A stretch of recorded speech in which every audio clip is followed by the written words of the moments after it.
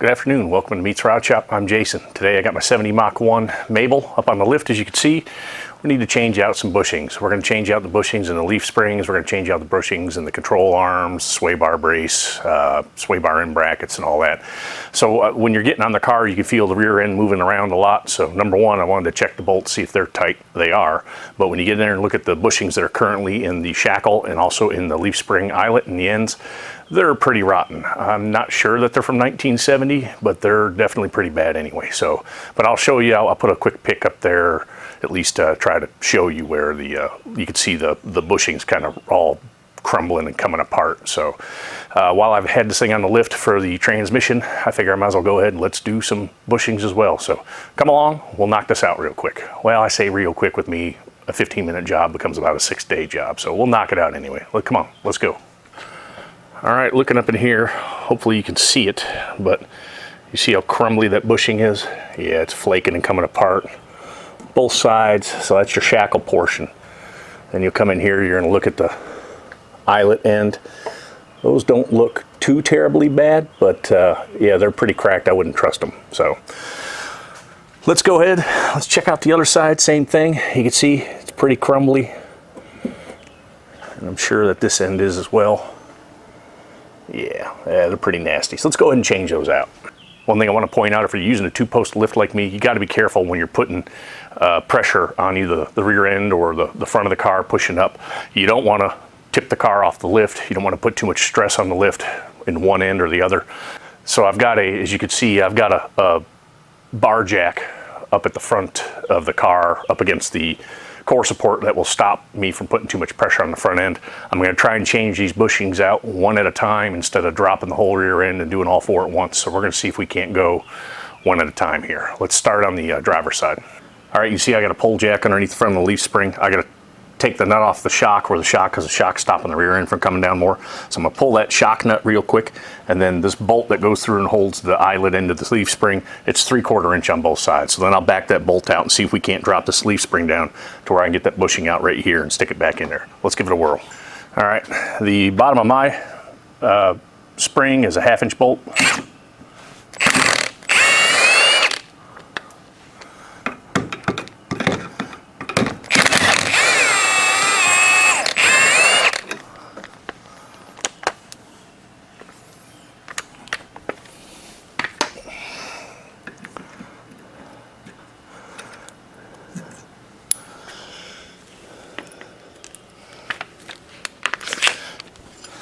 I'm gonna hang my box end wrench on the nut, and then we'll go on the inside and yank that bolt out, hopefully.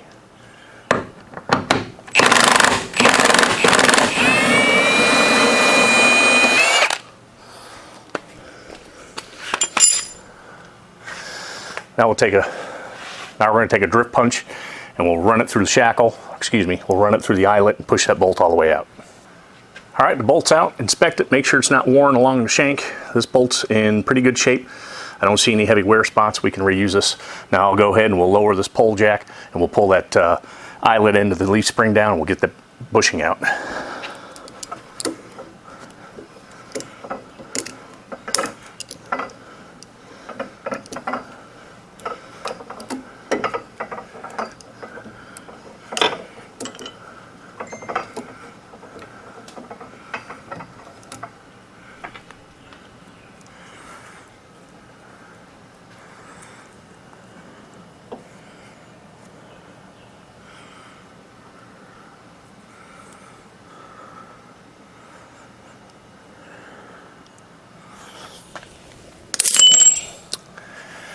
Now I'll show you how I get my bushings out of here. I'm gonna try the old drill bit trick around the inside and see if that'll pull it out.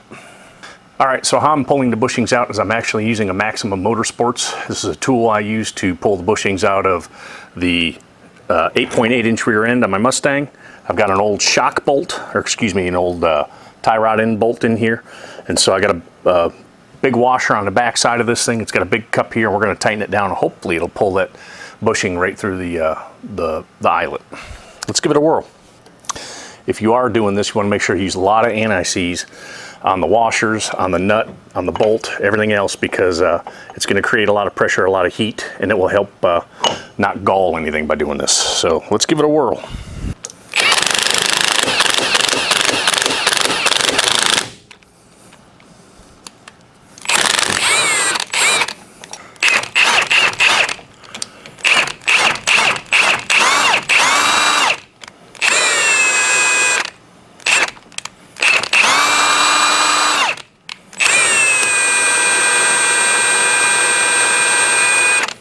yeah, I'd say it worked pretty darn good. I just got to work it out a little bit. I'll get a pair of vice grips on there and we'll snatch it on the rest of the way through.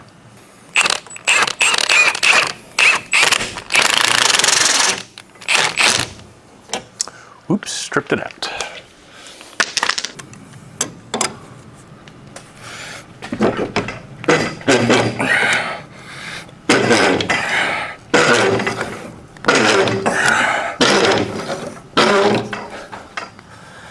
There you go.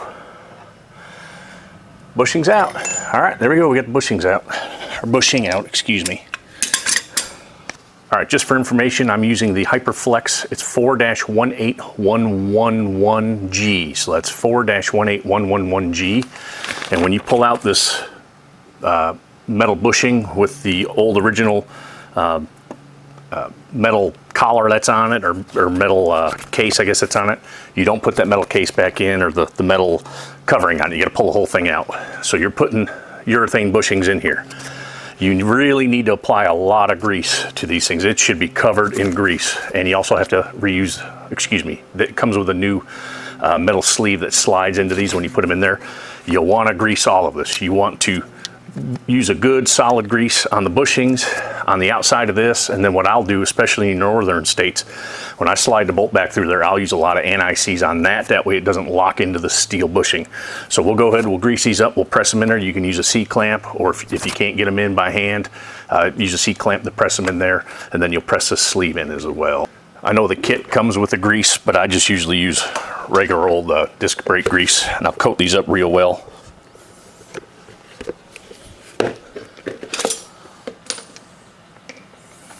Like I said, you want a real good coat on these because these will squeak like crazy if you don't.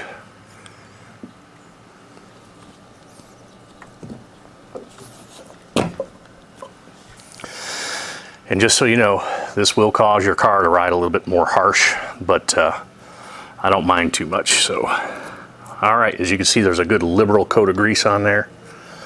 And again, you want to grease the outer part of the push-in sleeve, and then just drive that sleeve on in like that. And then what you're going to do is you'll jack this back up into place. You'll slide the bolt back through. Remember, put a lot of anti-seize on that bolt, and then tighten it down. Then we'll move on to the back part of this leaf spring, which has a shackle on it. So here's the bolt for the leaf spring. And like I said, I'm going to coat a real heavy coat of anti-seize on this. That way this will not lock into that steel collar.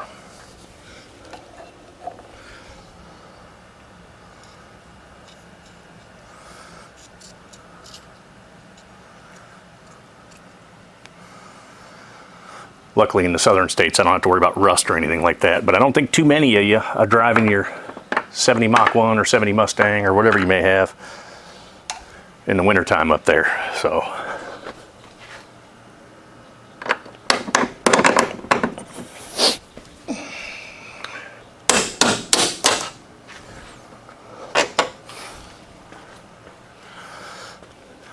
go ahead and put your nut on, tighten it back down. I'll get you a torque spec here in a second. Not that I'm really going to follow it, but at least you'll know what the real number should be. All right, the torque on the front eyelet should be 30 to 50 foot-pounds. That's according to the interwebs. But in all seriousness, this is an important bolt. You want to make sure that you do have it torqued properly. Click. Yep, that was 30 to 50 foot-pounds all day long. All right, you see here's your shackle bolt. This is the lower bolt, and then your upper shackle, the body mount, is up farther there. I know it's kind of hard to see, but you'll just have to take my word it's there. We'll go ahead and we'll yank that out. Looks like a 1/2 inch bolt. All right, so it's a 1/2 inch. No, it's not. Oh, excuse me. All right, so it's a 9/16 nut. We'll put it on there. You know, before we do that, let's spray some lube up there. Those look pretty nasty. Spurt. Oh yeah, oh that was great, right in the eye, nice. At least my eyeball's lubricated now. Oh yeah, these have never been off. Or if they have, it's been a very long time.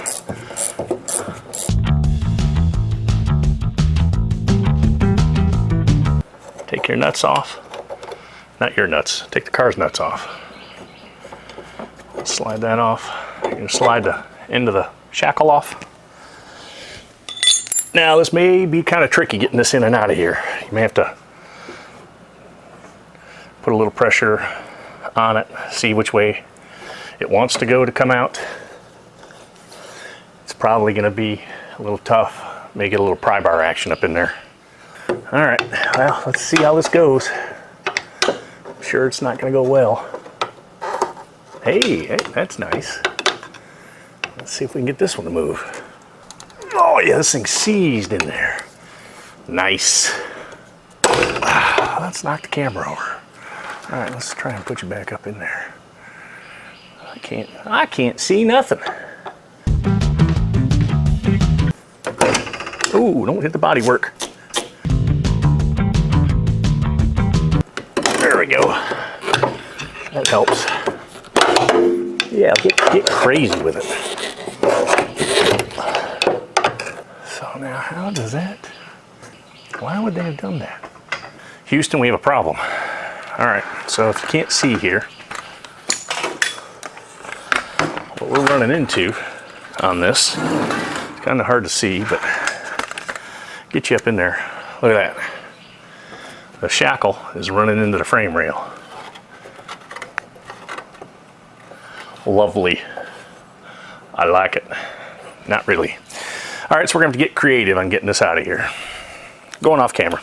All right, so what I did is I did the right thing, and I just cut the bolt up there. So now, hey, I can pivot that, pull that shackle right on out of there. Look at that. Now I got to worry about getting this bolt out, which is probably extremely hot. There we go, it's out. Nice. And you want to go ahead and you want to pull these bushings out. That should be exciting. All right, I got the other half of the shackle. Remember, you have to drill out so your new bolt fits. And once you do, it's kind of tricky to get the new shackle in place. What I did is I took the end that has the stud on there, I pushed the bushing onto the stud. That's the only way you can get it in from the outside part of the frame rail. So now instead of shackle coming from the inside out, it's going to go from the outside in. And I'll put pictures up in here. My camera died, I realized, and I lost the footage of me sliding it in here. But what you do is you put the shackle with the studs in. You'll start, like I said, put the bushing on the inside of the top one, and then you'll pop it in the hole and slide it through. Then you put the inner bushing in. Now you got to put the outer part on, and you got to start this lower part of the bushing, which you're going to run into the same problem. So again, slide the bolt through. Now this is going to be going from the inside out, so you're going to have one bolt going one way, one bolt going the other. Is it concours? Nope, it's not. Do I care? Nope.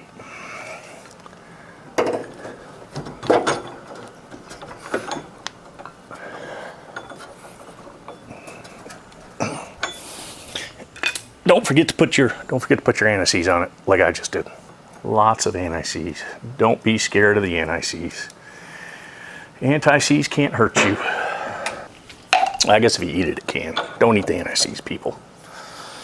All right, now let's see if we can't get that squeezed on in there. Squeeze out. Let's pry on the gas tank. Matching the gas tank. Boom, boom. All right. Good. There we go. Now it should go on in there. Bingo.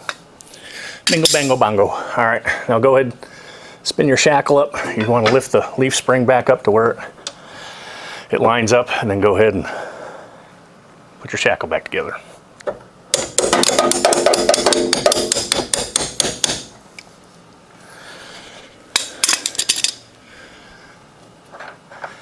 I'll get you a torque on these here in a second. All right, shackle torque is 15 to 22 foot-pounds. Again, I got a calibrated elbow. Now let's see what size those bolts are. Looks like 11/16, maybe 3/4. I'm gonna go ahead and use my stubby gear wrench so I don't over torque it. Not really, it's because I can't find a big one, so. Oh, you gotta be kidding me. Oh, my inner head bolt's not. It's 11/16. All right, I'm gonna say that's good and tight. Let's move to the other side. Don't forget to put the nuts back on the bottom of your shock. All right, now that the rear end's put back together, I'll go ahead and move up to the front end here. You gotta undo the two shock bolts here, or loosen them up. I just took them all the way out. Then you're gonna take the shock cap off, which hooks up to the export brace here.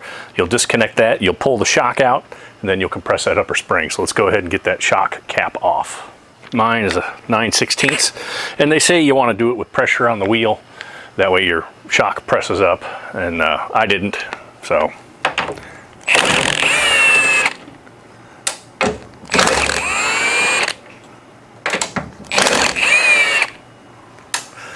Now we'll go ahead and lift the car up a little bit, and then we'll get to the bottom of the shock. You'll see right here, you'll go ahead and you'll pull these two nuts off. There's one on the back.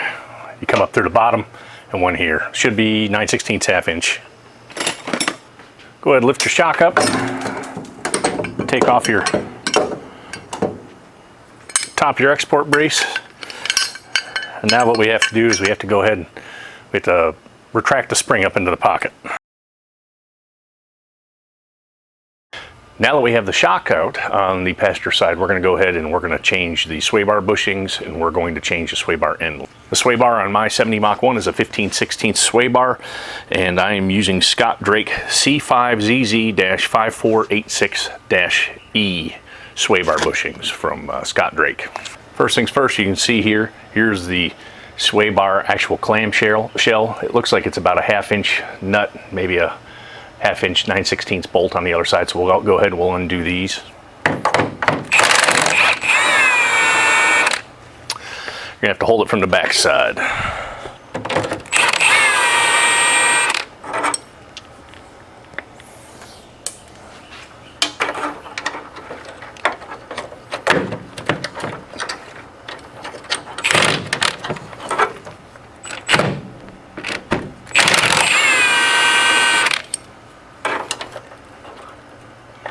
If I can get the wrench in there, we'll hold it from the back side. All right, we're going to go ahead and loosen the driver's side as well. All right, so you can see you got the sway bar hanging here, so you'll undo a clamshell like that, and you can see how blown out this bushing is. So it's probably the original bushing to the car. So we'll go ahead and we'll slip our new polyurethane ones on. So this mount comes with a little bit of grease. Go ahead and squirt it on in there. Don't be afraid of it. And of course you want to put it on the outside too. Swish it around in there real good. These will squeak otherwise. Then the bushing splits in half, so it's tough, but go ahead and snap it around your bushing like that, or around your bar like that. Then you put the clamshell over. Make sure to do both sides at once though. Once you get the bushing in, flat side goes to the top. You'll press on your clamshell housing there on each one. Then you push the bar back up and start the nuts. All right, once you get your nuts started, go ahead and tighten them down.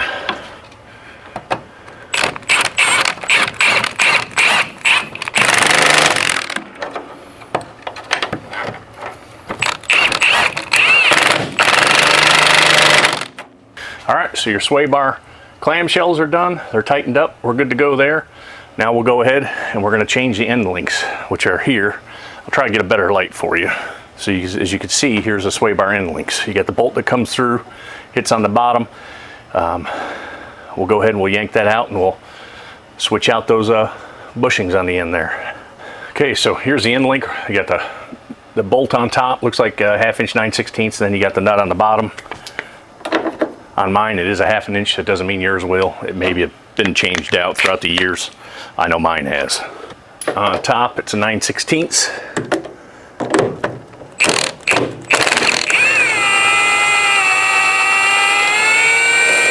Go ahead and push the bolt up.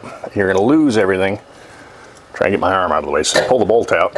So that's the bolt for your sway bar end links. These are worn pretty good. We'll go ahead and swap them out. Now I got to add, my car is lowered, so I will probably have to reuse this bolt, but because the kit is not made for a lowered car. Sometimes you got to shorten or lengthen the spacer and the bolt for a lowered car. When you're putting it back in, make sure you got the spacers in and all that. As I said, I'm probably going to have to reuse the bolt, which I am. Stack your washers up, stack your spacer up.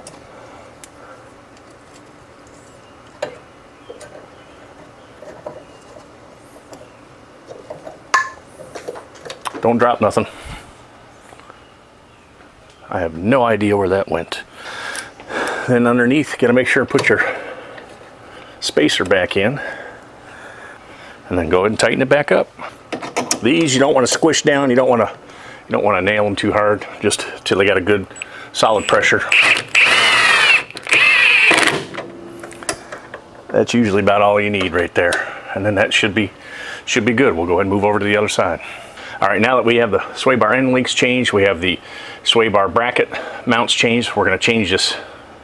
What they call this is the strut rod. These bushings are actually in good shape, but I'm going to change them anyway. So I'll show you how to do it. We'll break these nuts loose, and then you pull the strut rod off of the lower A-arm.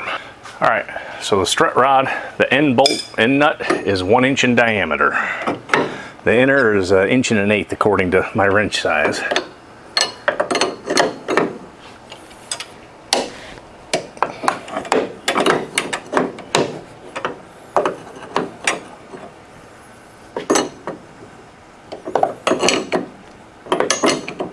You may want to spray a little lube on it too.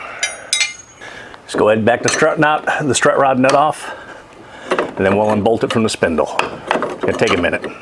Let's see if I can get my impact on it.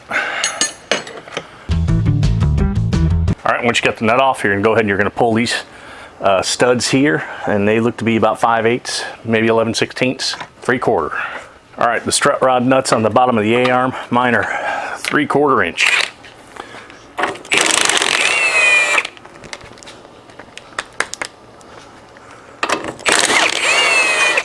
Once you get the nuts off, go ahead and give the strut rod a tap. It'll pop loose. Go ahead and slide everything apart, and then just change out your bushings. All right, once you get to, I did take these, there's a little sleeve on the old ones. I pulled the old sleeve out because the new ones come with their own sleeve. Lubed it up real good. Go ahead, slide it back in, and then slide the other bushing on. You are reusing the washers, and make sure it says this side to rubber, and it'll say this side front of car. While you're at that, you may want to wipe down the strut rod. They get pretty nasty, so go ahead and squeeze it on down.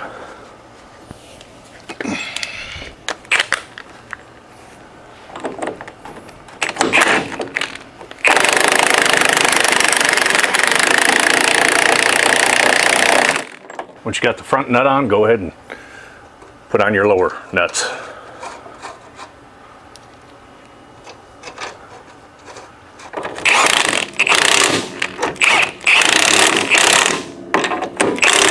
All right, now that we got the strut rod bushings changed, we got the sway bar bushings changed and the end links changed. And oh, I forgot to add, I'll put a picture of what the washer stack up looks like on the strut rods. But now we'll move on to the shocks. We took the shocks out earlier. I'll be honest with you, I was going to change the upper control arm bushings because they're urethane bushings that come in this kit for those, and it's a pain in the butt with a 351 Cleveland to get in there and get the nuts off those upper control arms. So if you have your engine out, that's the time to do it. It's a lot easier to get the upper control arms out because the nuts are right up against the exhaust manifold. So I'm not going to change those this time because it's too much of a pain in the butt and I don't feel like going through it. I should have done it when I had the engine out, but we'll just save that for next time. So let's go ahead and we'll get our shocks put in. All right, the shocks we're using today are KYB. These are the KYB gas adjust shocks. It's KG4517 is the part number. I run these on my Dodge Dart, on my 71 Swinger, and they work pretty darn good. So that's why I went with these ones here. Looks like it comes with a bag with the rubber isolators and washers and nuts. So, but here they are here. Let's go ahead and get them installed. All right, first things first, on the bottom cleat here, you got your studs. Go ahead and put your rubber isolators on there. They won't fall off. And then slide it down in to the car. So you go ahead and slide it down on in there. You want to guide it into position. I'll get you in close here. All right, you can see the shocks in here. I don't know if you can see this or not, but you can see the cleat comes down through the spring holder there. Just go ahead, put your nuts, put your washers on, tighten it down. Ooh, FedEx is here. I wonder what I'm getting. Hopefully it's something nice and sexy. So you don't need me in my stylish shirt in the picture, do you? Nice shirt. Thank you. Have a good one. You too. All right, so you're going to go ahead and you're going to tighten the lower nuts to 12 to 17 foot-pounds. And I apologize for the sound quality. We are having a rainstorm here in Atlanta.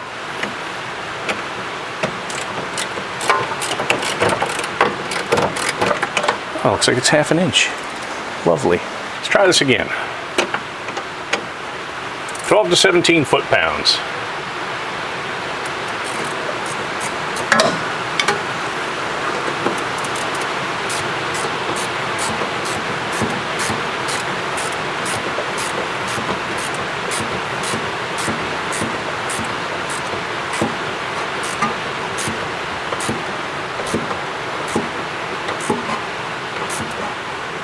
That's about it. We'll click it right there.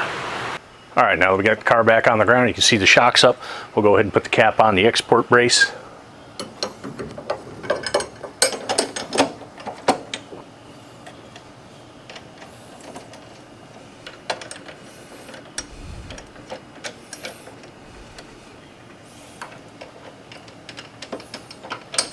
Go ahead and tighten that down.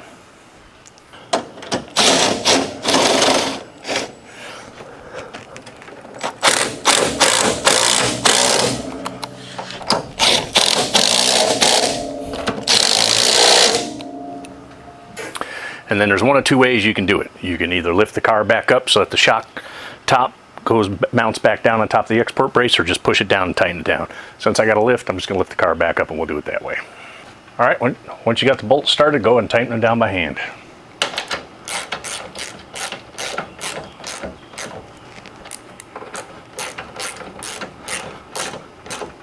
All right, well, she's back on the ground now. Like I said, we got the leaf spring bushings changed, we got the sway bar bushings changed, end links changed.